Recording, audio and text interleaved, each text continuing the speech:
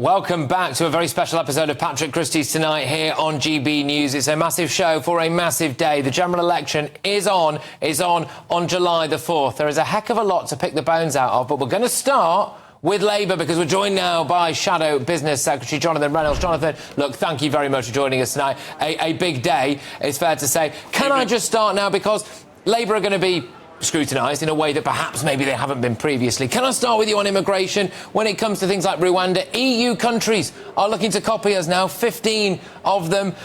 If Labour decides to stop Rwanda, does that not make us look ridiculous and look like Brexit Britain doesn't care about controlling our borders?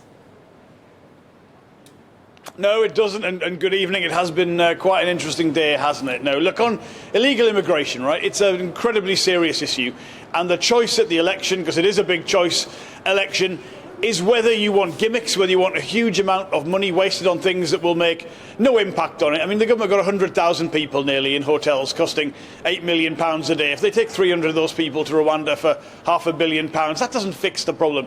We'll take that resource, we'll put it into the proper border command that is necessary to have the real action against criminal gangs that are behind this and really enforcing it. If you're spending so much money on illegal immigration, on something which is not going to make any substantial difference, that is completely unjustifiable. So it's one of the choices people will have in this election, and to be frank, you'll see this across a whole range of areas. If people are happy with how things are at the minute, of course they will stick with Rishi Sunak and the Conservative Party. But if they want something different, something better, if they want change, it's a vote for Labour that will do that. And Labour can say, we can be the change the country needs, because look at how we've changed since 2019. Look at how we've had the humility to respond to that record defeat and be competitive now. There's a long way to go, but we can be proud of where we've got to, and we can be the change the country needs. Can I just say, I know you're very keen to say that. I do suspect, Mr Reynolds, that one thing you're less keen to say is that currently under the Illegal Migration Act, which passed in July last year, it effectively bars anyone who comes to the UK illegally from claiming asylum.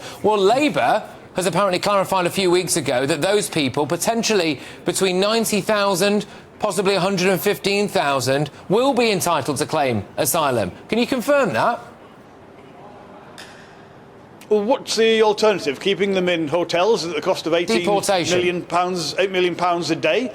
Indefinitely. They're going to have to apply, and if they haven't got a right to be in the UK, they've got to go. And if they have a right to be in the UK, if we're going to accept those people, we can integrate them into British society and they can benefit from putting something back into the UK rather than just be a cost in the halfway house we have at the minute. So it's about a serious policy rather than a gimmick that will make no difference and cost the country a lot of money. That serious policy, though, Mr Reynolds, does mean that the asylum backlog is probably going to increase almost overnight by around 90,000 people, though, does it not, under a Labour government?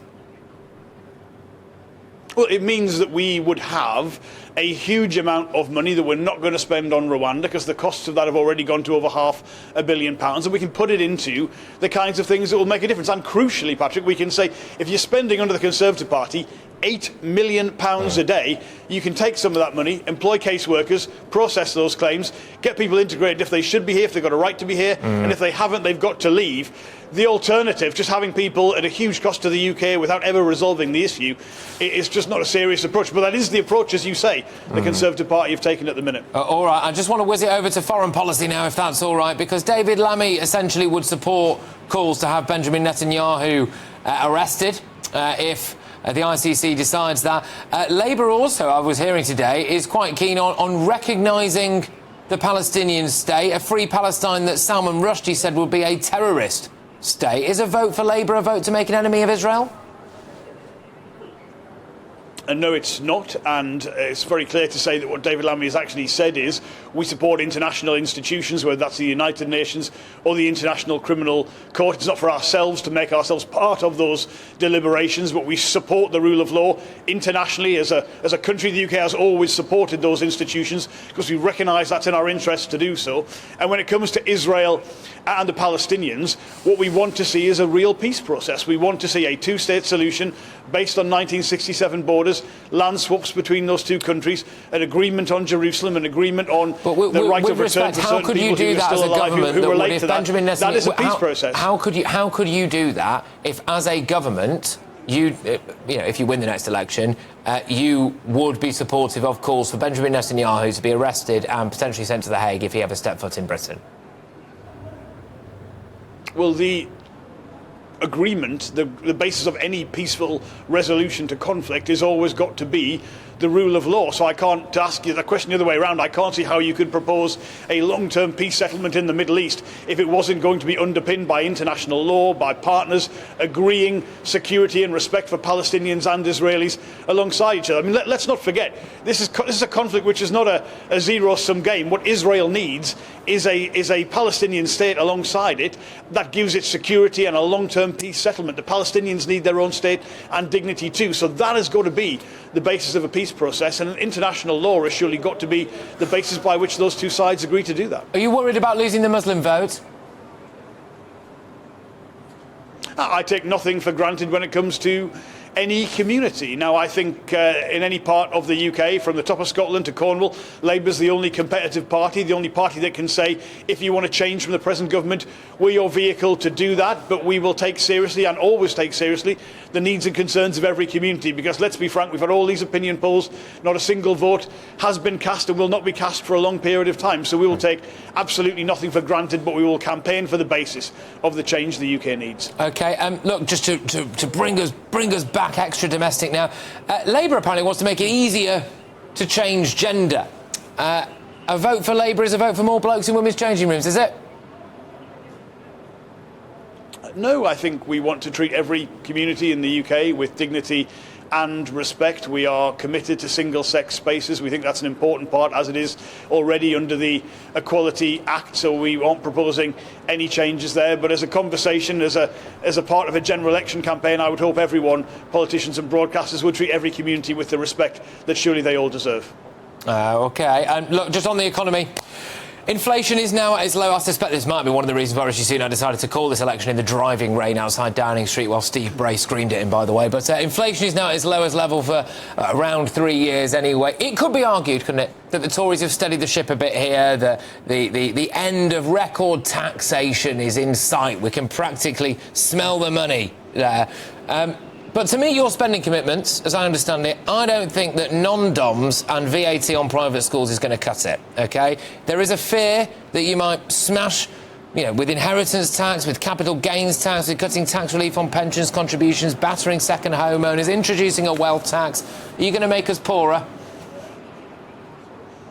No, we have taxes at historically high levels under the Conservative Party and quite poor public services at the same time. That's because the economy hasn't grown anything like anyone would have wanted it to grow for the last 14 years. On things like business investment, on productivity, they've dropped off a cliff in the last 14 years. That is why people at the end of this Parliament will be worse off than they were at the beginning, and there's no way to avoid that. That is the Conservative record on the economy. We have ruled out all of the things that you've just said. Okay. We have put forward where we want to see improvements, switch spends. So yes, to employ 6,500 additional teachers in state schools, we will charge VAT and business rates on private education. That's a very small part of the population. It's a pragmatic response to putting more money into state education.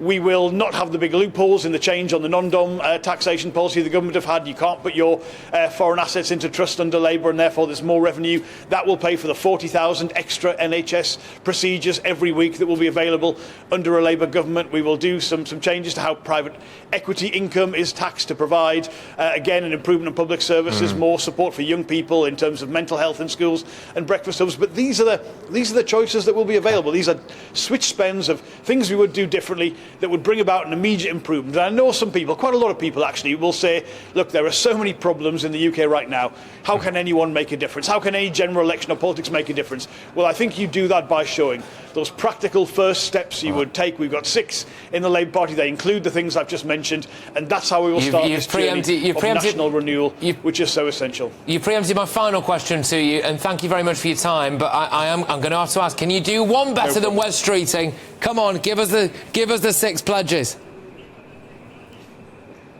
Well, they are, first of all, economic stability, so we never repeat the disaster of Liz Truss.